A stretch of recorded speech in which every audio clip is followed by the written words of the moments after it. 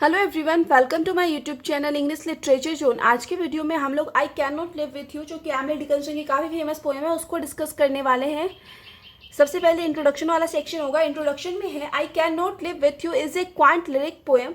I can not live with you जो है वो एक क्वांट इट मीन्स हो जाता है ओल्ड फैशन हो, लेकिन काफ़ी ज़्यादा अच्छी अद्भुत कविता है।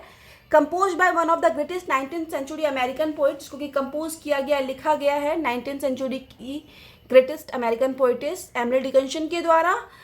This poem was first published in the posthumous collection, और ये जो कविता है ना उसको पहली बार पब्लिश करवाया गया उनके मरने के बाद एक कलेक्शन में, जिसका कि नाम था पोएम्स। इन 1890 में पहली बार इस पोएम को पब्लिश करवाया गया, लेकिन ये भी ऑथर के डेथ के बाद पब्लिश हुआ।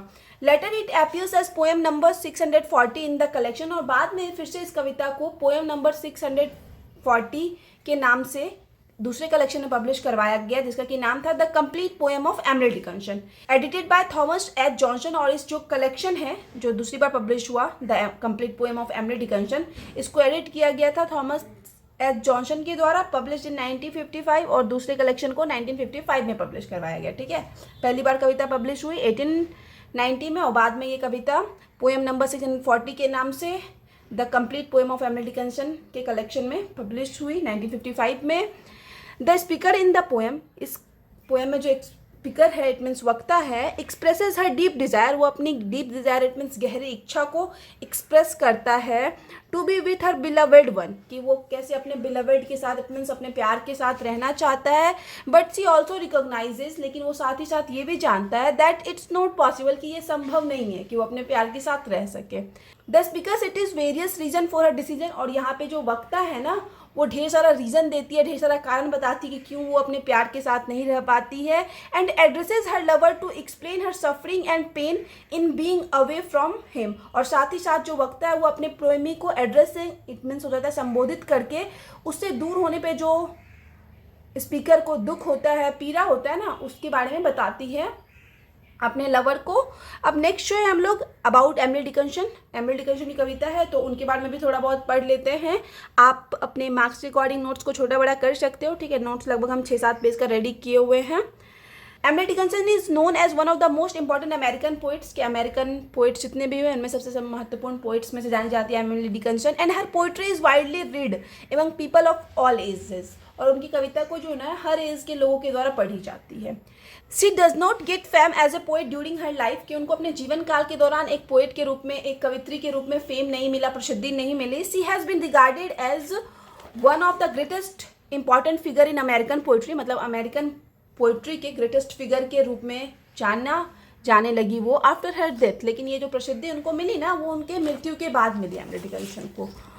While Dickinson was a prolific writer, Dickinson जो है हालांकि एक प्रोलिफिक इट मीन्स प्रमुख, बहुत ही अच्छी राइटर है।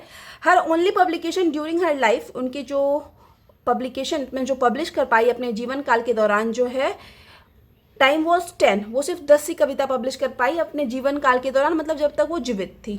ऑफ हर 1800 पोएम्स, मतलब टोटल 1800 पोएम्स लिखी, लेकिन अपने जीवन काल के दौरान उस 1800 पोएम्स में से केवल 10 कविता ही पब्लिश करवा पाई। इसी वजह से उनको ज़्यादा फेम भी नहीं मिला था अपने जीवन काल के दौरान। मोस्ट ऑफ हर पोएम्स, और ज़्यादातर जो उनकी कविता थी, deals with theme of death, वो मोस्टली संबंधित होते थे डेथ के थीम से, डेथ के विषय के बारे में डिस्कस करती थी अपनी कविता में, लव के बारे में, नेचर के बारे में, and human condition it means मानवीय स्थिति के बारे में डिस्कस करती थी एमिली डिकिंसन अपनी कविता में ज़्यादातर। एवं her most famous poem included, उनके मोस्ट फेमस पोएम में शामिल है because I could not stop for death, success is counted sweetest, wild nights, I am nobody, who are you, and a bird came down the walk.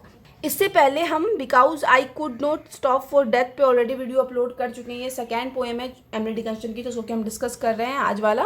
ठीक है, तो अब हम लोग पोएम के स्ट्रक्चर के बारे में पढ़ लेते हैं कि पोएम कितना बड़ा है, किस तरीके से लिखा गया है, वो पढ़ेंगे। आई can not live with you is a poem of 50 lines, कि ये जो कविता है वो 50 लाइन्स की कविता है, इट मीन्स काफ़ी लंबी कविता है। डिवाइडेड इंटू 11 4 लाइन स्टांजा, जो कि डिवाइडेड है 11 स्टांजा में, जिसमें कि हर स्टांजा में 4 लाइन है, तो 11 4 जा 44 लाइन तो हो ही गया। And A concluding 12th stanza और जो आखिरी का जो 12th स्टैंजा है ना ऑफ 6 लाइन, उसमें 6 लाइन है, तो 44 और 6 यहाँ पे टोटल 50 लाइन हो गया। मतलब 11 स्टैंजा जो है उसमें 4-4 लाइन है, और सबसे आखिरी स्टैंजा इट मीन जो 12वां स्टैंजा है ना उसमें 6 लाइन का यूज़ किया गया है। इस तरह से ये कविता जो है टोटल 50 लाइन्स की है। It is written in first person from the point of view, और first person point of view से इस कविता को लिखा गया है। Of a speaker addressing a lover, जिसमें कि स्पीकर जो है, वक्ता जो है अपने लवर को एड्रेसिंग इट मीन संबोधित करता है। In the poem it means कविता में Dickinson does not follow any specific rhyme scheme और मीटर, कि डिकन्सन जो है कोई स्पेसिफिक कोई मुख्य राइम स्कीम या मीटर नहीं फॉलो करती है। नेक्स्ट जो है हम लोग theme of the poem, poem के थीम को भी हम थोड़ा बहुत डिस्कस कर रखे हैं। उसके बाद एनालिसिस वाला सेक्शन आएगा, फिर conclusion. The poem explore the theme of love, poem में जो मेनली डिस्कस किया गया वो लव के थीम को डिस्कस किया गया, इट मीन्स प्यार के थीम को डिस्कस किया गया, specially the conflict between love and the constraints of societal acceptation, और स्पेशली इसमें कन्फ्लिक्ट इट मीन संघर्ष दिखाया गया है प्यार और सोसाइटल एक्सेप्टेशन, इट मीन सामाजिक जो अपेक्षाएं होती हैं और इट मीन्स जो प्यार करते हैं उन पर जो सामाजिक प्रेशर बनता है, दबाव बनता है ना, उसको दिखाया गया है। प्यार और सामाजिक प्रेशर के बीच में ना, दबाव के बीच में एक कन्फ्लिक्ट संघर्ष को दिखाया गया इस कविता में। The purpose of the poem seems to be an exploration of the complexities of love, poem का जो पर्पस है, उद्देश्य है कि लव की कॉम्प्लेक्सिटीज को उजागर करना, इट मीन्स प्यार में जो जटिलताएं आती है उसको उजागर करना, and the pain of separating from A loved one, और अपने प्यार से दूर होने के बाद क्या पीड़ा होता है, क्या दर्द होता है, उसको उजागर करना due to external circumstances, external circumstance it means बाहरी परिस्थितियों की वजह से, या फिर हम लोग बोल सकते हैं सोसाइटी की वजह से। जब किसी को अपने प्यार से अलग होना पड़ता है ना, तो उस समय जो पीड़ा का अनुभव होता है, जो दर्द का अनुभव होता है, और प्यार में कितना ज़्यादा कन्फ्लिक्ट होता है, वो सारा चीज़ ना दिखाने की कोशिश की गई है इस कविता के थ्रू। तो मेन थीम जो है इस कविता का लव के इर्द गिर्द ही घूमता है। The poem reflects the struggle between personal desire and societal acceptation, poem में जो है एक स्ट्रगल, एक संघर्ष दिखाया गया है व्यक्तिगत इच्छा के बीच और सोसाइटल एक्सेप्टेशन इट मीन सामाजिक अपेक्षाओं के बीच, and the emotional toll it takes on the individual, और इससे व्यक्ति पर क्या भावनात्मक रूप से असर पड़ता है ना, वो दिखाया गया है। ओवरऑल तो हम लोग अब कह सकते हैं कि कुल मिलाकर I can not live with you जो है ना delves into the theme of love, ये लव के इर्द गिर्द है, इट मीन्स मेनली जो थीम है वो लव है, एंड द कन्फ्लिक्ट, और साथ ही साथ जो कन्फ्लिक्ट होता है that arise from it, love के वजह से जो कन्फ्लिक्ट अराइज होता है, इट मीन्स हम लोग जो संघर्ष अराइज होता है ना, उसको दिखाया गया। जो मेन थीम है वही है कविता का, while showcasing Dickinson poetic progress and emotional depth, और इसी के जरिए इट मीन्स लव के थीम के जरिए और लव का जो कन्फ्लिक्ट दिखाया गया है उसी के जरिए डिकन्शन की जो है ना काव्यात्मक प्रगति हम लोग बोल सकते हैं, और भावनात्मक गहराई को प्रदर्शित किया गया है। डिकन्शन की पोएटिक प्रोग्रेस इट मीन्स काव्यात्मक प्रगति, और इमोशनल डेप्थ इट मीन्स भावनात्मक गहराई को भी प्रदर्शित किया गया है। अब नेक्स्ट जो है एनालिसिस वाला सेक्शन आ जाएगा। एनालिसिस ऑफ द पोएम है, हम शॉर्ट में ही डिस्कस किए क्योंकि 50 लाइन्स की कविता है, अगर हम स्टांजा वाइज डिस्कस करते तो काफ़ी लंबा हो जाता है एनालिसिस, इसलिए हम 3-4 पेज में एनालिसिस डिस्कस किए हैं, फिर कंक्लूजन आ जाएगा सबसे आखिरी सेक्शन। इन द पोएम, कविता में the speaker tells us, speaker जो हम लोग को बताती है, वक्ता बताती है that she can not live with the one she loves, कि वो बताती है कि जिससे वो प्यार करती है ना उसके साथ नहीं रह सकती।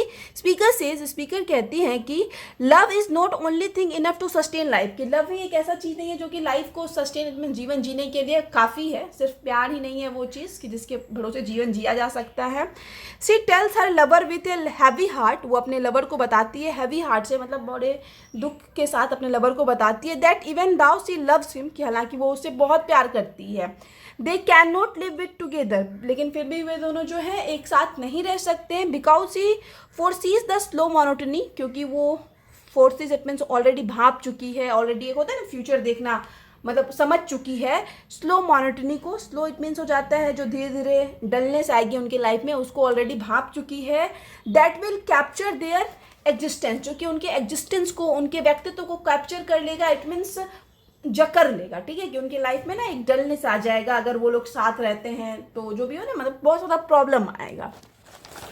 One whose love is deep and unshakable, it means वह जिसका प्यार गहरा हो, अनसेकेबल इट मीन्स अटूट हो, but who can not deal with the domesticity and monotony that love in a society brings, लेकिन जो समाज में प्रेम के कारण उत्पन्न होती है, डोमेस्टिसिटी इट मीन्स घरेलूता, या फिर मोनोटनी इट मीन्स उबाऊपन आता है, डलनेस आता है ना, उससे नहीं निपट सकता है। इट मीन्स सोसाइटल प्रेशर जिसका प्यार हैंडल नहीं कर सकता ना, उसके बारे में बात की गई है कि प्यार जो है उन दोनों का काफ़ी गहरा भी है, अनसेकेबल, अटूट भी है, लेकिन उनका जो प्यार है ना वो सोसाइटी के प्रेशर को हैंडल नहीं कर सकता, उससे नहीं निपट सकता।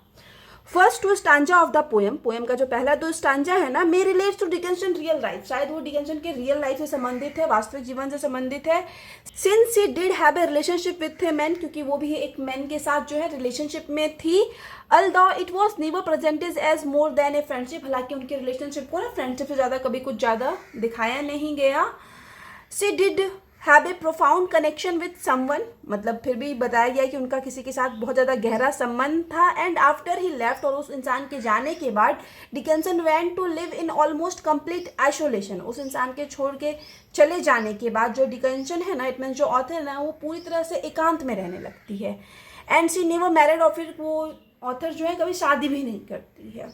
नेक्स्ट जो हम पोएम का ही कुछ लाइन यूज़ किए हुए हैं as a quotation, deserted of the housewife quaint or broken a newer serves pleases old ones crack, it is clear from the above mention line, कि ऊपर मेंशन की गई लाइन से ये बिल्कुल क्लियर है that their life would be like a cup, कि उनका जो जीवन था ना वो बिल्कुल एक कप की तरह था। Discarded of a house wife, जो कि एक हाउस वाइफ के दौरान डिस्कार्डेड कर दिया जाता है, इट मीन्स होता है ना अलग कर दिया जाता है, जैसे होता है ना कोई कप खराब हो गया, यूज़ में नहीं रहा, तो कैसे उसको अलग कर दिया जाता है, तो उसी कप से कंपैरिजन किया गया है यहाँ पे जो है लाइफ को। फुल ऑफ बोर्डम, जो कि पूरी तरह से बोर्डम से भरा पड़ा है, यूजलेसनेस से और डलनेस से भरा पड़ा है। The speaker gave up the best life she could have had, मतलब स्पीकर जो है वो त्याग दी है, गिव अप कर दी है, जो उनका बेस्ट लाइफ हो सकता था ना उसको छोड़ दी है, बिकॉज क्योंकि she wanted her lover to have the best life, क्योंकि वो अपने लवर के लिए, अपने बिलवर्ड के लिए, जिसे वो प्यार करती थी ना, उसके लिए बेस्ट लाइफ चाहती थी, क्योंकि वो दोनों साथ रहते थे तो सोसाइटी के द्वारा बहुत ज़्यादा प्रेशर बनाया जाता, बहुत ज़्यादा प्रॉब्लम आता, तो इस वजह से स्पीकर जो है अपना बेस्ट लाइफ जो कि लवर के साथ रह के पॉसिबल था वो छोड़ दी अपने लवर की खुशी के लिए। Since he died before her, हालांकि वो उससे पहले मर चुका है। And now see can not be with him ever again, और अब जो स्पीकर है वो कभी भी अपने लवर के साथ नहीं रह सकती। She also goes on say that, फिर वो आगे ये भी कहती है that she can not live with her lover, कि वो अपने लवर के साथ इसलिए भी नहीं रह सकती because she would not be able to bear the pain of separation, क्योंकि वो अलगाव वाला जो पेन होता है ना, मतलब अपने लवर से दूर होने का पेन, उसको नहीं बर्दाश्त कर पाती।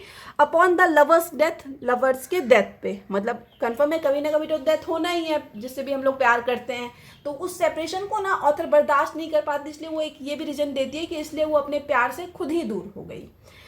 दे कैन नॉट डाई टुगेदर, क्योंकि वो लोग जो है एक साथ मर नहीं सकते थे, और उन दोनों के डेथ की वजह से जो सेपरेशन होता है उसको ऑथर झेल नहीं पाती, उसको स्पीकर झेल नहीं पाती, इसलिए वो साथ रहना नहीं चूज करती है। The idea of eventual separation, और ये जो आइडिया है, ये जो विचार है इवेंचुअल सेपरेशन का, अलगाव का, फ्रॉम द लवर, अपने लवर से, once they have lived a lifetime together, is much more painful for the speaker, कि अगर वो लोग लाइफ टाइम टुगेदर रह लेते हैं ना, मतलब एक साथ रह लेते लाइफ टाइम, और उसके बाद जब उनका सेपरेशन होता किसी एक के मर जाने से, तो ऑथर के अनुसार, स्पीकर के अनुसार वो ज़्यादा पेनफुल होता, वो ज़्यादा कष्टदायक होता then not being with him at all. मतलब अभी वो लोग साथ नहीं है, ये डिसाइड कर लिए, इस वजह से तो प्रॉब्लम हो ही रहा है, दिक्कत आ ही रहा है, अपने लव्ड वन से दूर रहना पड़ रहा है तो पीड़ा हो ही रहा है, लेकिन साथ रह के लाइफ टाइम, पूरा लाइफ टाइम एक दूसरे के साथ स्पेंड करके उसके बाद डेथ की वजह से जो अलग होना पड़ता है ना, स्पीकर जो है उस पीड़ा को ज़्यादा खतरनाक बताती है, बोलती है कि अभी जो दर्द हो रहा है हमको वो कुछ नहीं है उस पीड़ा के सामने जब हम लोग साथ रह के अलग हो जाते हैं। Next speaker questions their ability to stand by their loved ones. Next जो है स्पीकर अपने खुद की योग्यता पर क्वेश्चन राइज करती है अपने लव्ड वंस के साथ खड़े रहने पे। Expressing their powerlessness to alleviate their suffering, साथ ही साथ अपना पावरलेसनेस, इट मीन शक्तिहीनता भी एक्सप्रेस करती है, दिखाती है।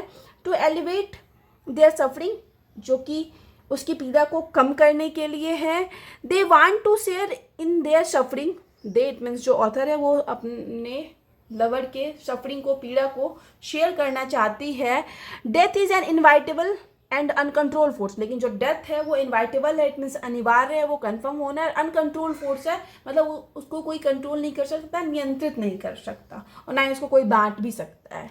ठीक है, अब नेक्स्ट फिर से हम पोएम का कुछ लाइन यूज किया as a quotation. Nor could I rise with you because your face would put out Jesus that new grace. The speaker laments their inability to join their loved one in death. Speaker जो है अपने inability, अयोग्यता पर दुख व्यक्त करती है कि वो अपने लवर को डेथ में ज्वाइन नहीं कर सकती। सिंस द ब्यूटी और radiance of their loved ones face surpasses that of Jesus. वो बताती है कि उनके जो लव्ड वंस है जिससे वो प्यार करती है ना, उसके चेहरे की ब्यूटी जो है, मृत्यु के समय भी सुंदरता जो है ना, वो जीसस के चेहरे पे, मीन्स जो भगवान होते हैं क्रिश्चियन के, उनके जीसस के चेहरे पे जो सुंदरता है, जो आकर्षण है, जो वो चमक है ना, उससे बढ़कर लवर के चेहरे पे चमक है। मतलब ज़्यादा ग्लो जो है लवर का चेहरा कर रहा है, वो बताती है। Symbolising a unique and unparalleled grace, जो कि एक अनपैरेलल्ड इट मीन जिसकी बराबरी ना की जा सके उस ग्रेस का प्रतीक है, या फिर यूनिक इट मीन्स अनोखा ग्रेस का प्रतीक है। Speaker describes something shines brightly and then realizes that their loved one shines even brighter than anything else. पहले तो स्पीकर को रियलाइज होता है कि कुछ तो बहुत ज़्यादा तेज चमक रहा है, सबसे अलग तरीके से चमक रहा है, लेकिन फिर अचानक से उनको रियलाइज होता है कि उनका जो लव्ड वंस है, जिससे कि वो प्यार करती है, उनका जो प्रेमी है ना, वही इतना ज़्यादा ब्राइट चमक रहा है किसी भी चीज़ से ज़्यादा। मतलब वहाँ पे जो भी चीज़ थी ना, उन सारी चीज़ों से ज़्यादा प्रेमी का चेहरा जो है ऑथर के चमक रहा था। She reflects on how other would view their union in afterlife. वो यहाँ पे रिफ्लेक्ट इट मीन्स प्रतिबिंबित करती है, दिखाती है कि कैसे जो दूसरे लोग हैं उनके यूनियन को, उनके मिलन को देखेंगे, कि जब वो लोग मृत्यु के बाद दोबारा मिलेंगे ना, तो कैसे दूसरे लोग उनके मिलन को देखेंगे। The loved one it means जो इससे ऑथर प्यार करती है ना, you can seen as having served, उसको देखा जा सकता है स्वर्ग की सेवा करते हुए, और shout heaven, shout heaven it means स्वर्ग की तलाश करते हुए, implying a noble and righteous life, जो कि एक महान और राइटियस इट मीन्स धार्मिक जीवन का संकेत है। The speaker however feels unworthy, यहाँ पे स्पीकर जो है अनवर्दी फील करते हैं, इट मीन्स जैसे उनका कोई अर्थ नहीं है, कोई मूल्य नहीं है, और अनेबल खुद को असहयोग महसूस करते हैं टू डू द सेम, क्योंकि वो सेम जो उनका प्रेमी कर रहा है मृत्यु के बाद, वो सेम ऑथर नहीं कर पा रही है ना, स्पीकर नहीं कर पा रही है, इस वजह से यहाँ पे वो बड़ा ही अयोग्य सा फील करती है।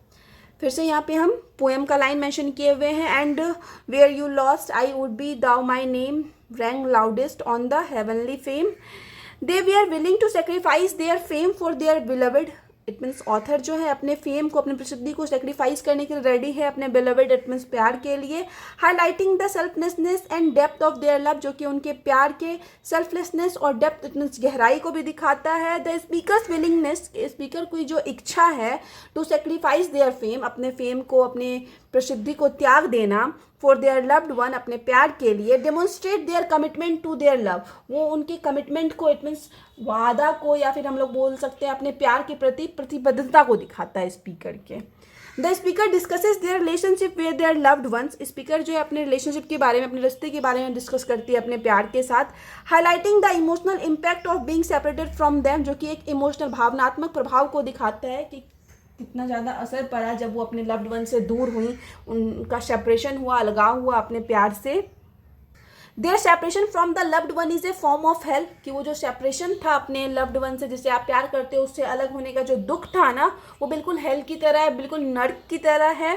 The speakers happiness and well being, कि स्पीकर की जो खुशी है और वेल बीइंग इट मीन्स जो भलाई है ना, आर डीपली टाइड, वो बहुत मतलब गहरे तरीके से जुड़ी हुई है, बंधी हुई है, टू द प्रेजेंस, उपस्थिति से, and well being it means भलाई से, ऑफ द लव्ड वन, अपने प्यार की भलाई से। मतलब स्पीकर का जो खुशी भलाई वो है ना, अपने प्यार की खुशी और भलाई के साथ जुड़ा हुआ है।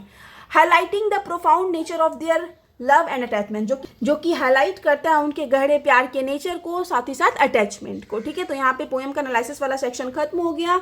नेक्स्ट हम लोग कंक्लूजन वाला सेक्शन डिस्कस करेंगे, फिर नोट्स खत्म हो जाएगा। कंक्लूजन में है दस द पोएम, कि इस प्रकार जो कविता है, I can not live with you explores an agonising kind of love, ये जो है एगोनाइजिंग इट मीन्स पीड़ा देने वाले लव के बारे में बताता है। ठीक है, कष्ट जिस प्यार से हो ना, उस प्यार के बारे में इस पोएम में मेनली डिस्कस किया गया है। Throughout the whole poem, मतलब पूरी कविता के दौरान वी कैन सी, कि हम लोग देख सकते हैं कि एक constant tension between what is right socially, कि वो एक कॉन्स्टेंट, एक लगातार तनाव देखने को मिलता है इस चीज़ के बीच, कि क्या सोशली इट मीन सामाजिक रूप से सही है, and what is desired individually, और क्या हमारी इच्छा है। मतलब इस चीज़ के बीच ना लवर्स को फंसा हुआ दिखाया जाता है कि क्या वो लोग चाहते हैं और सामाजिक रूप से क्या सही है। It is a tension between this two, मतलब ये जो टेंशन है, ये जो तनाव है दोनों के बीच, दोनों लवर्स के बीच, that causes the speaker to believe, इसी वजह से जो स्पीकर है, वक्ता है, वो बिलीव कर देती है, वो मान लेती है, that they can not live with their beloved, कि वो जो है अपने बिलवड के साथ, अपने प्यार के साथ जो है नहीं रह सकती है। ठीक है, तो यहाँ पे नोट्स खत्म हो गया।